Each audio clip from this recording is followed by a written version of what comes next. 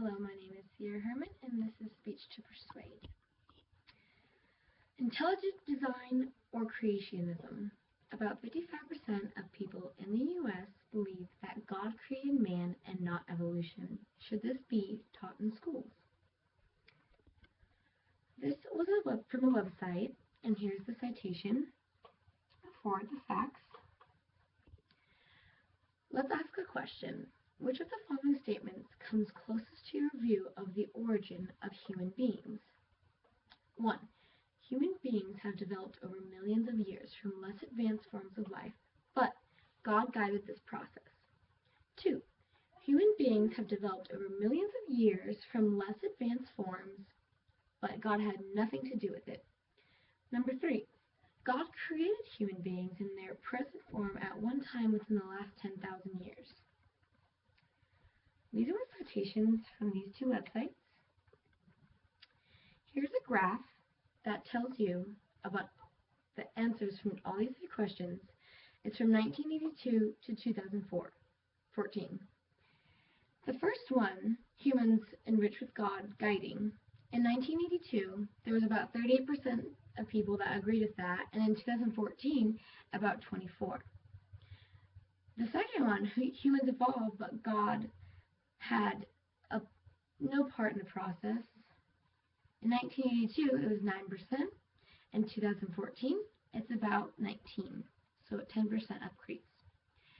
The third one, God created humans in present form. In 1982, about 44%, and in 2014, about 42%.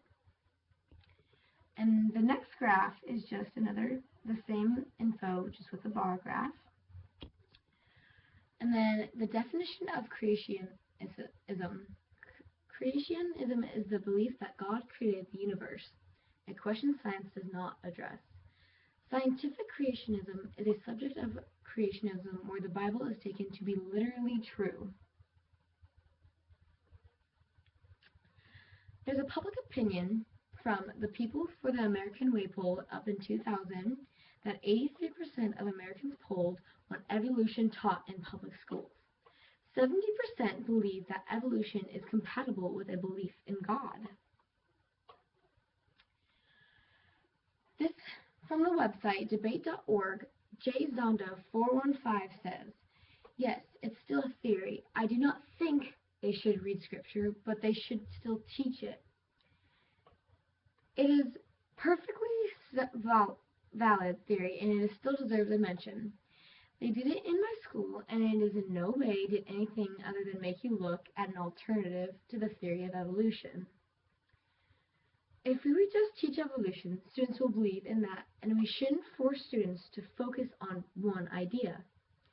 When there are ideas like creationism out there that are just as valid, let kids choose for themselves what they want to believe in, so open the amount of theories for them to choose from.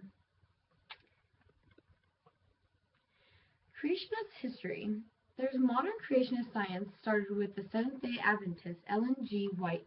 She claimed to have seen the creation of the earth in a week. Also, Noah's flood shaped the surface of the earth. George McCready Price in 1870 from 1963 started to get some following even in the 1910s, but just did not get popular until the 1970s.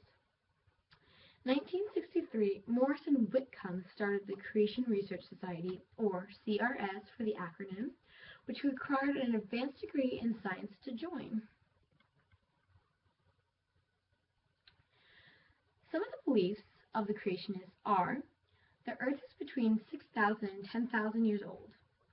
Kinds are invariant, doesn't involve with other kinds. There was literally a flood that covered the planet.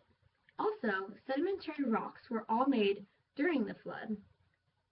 And the second law of thermodynamics prevents evolution. And lastly, humans aren't biologically animals.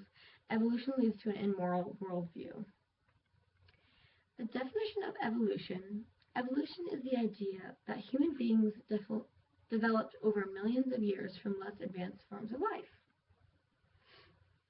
Here's the citation that I got that three info from. and it's from Talk Orange's archive. All in all, they shouldn't hinder students' beliefs by only teaching one thing in school, such as evolution, when half of the country believes with an honest opinion that God created man and not evolution.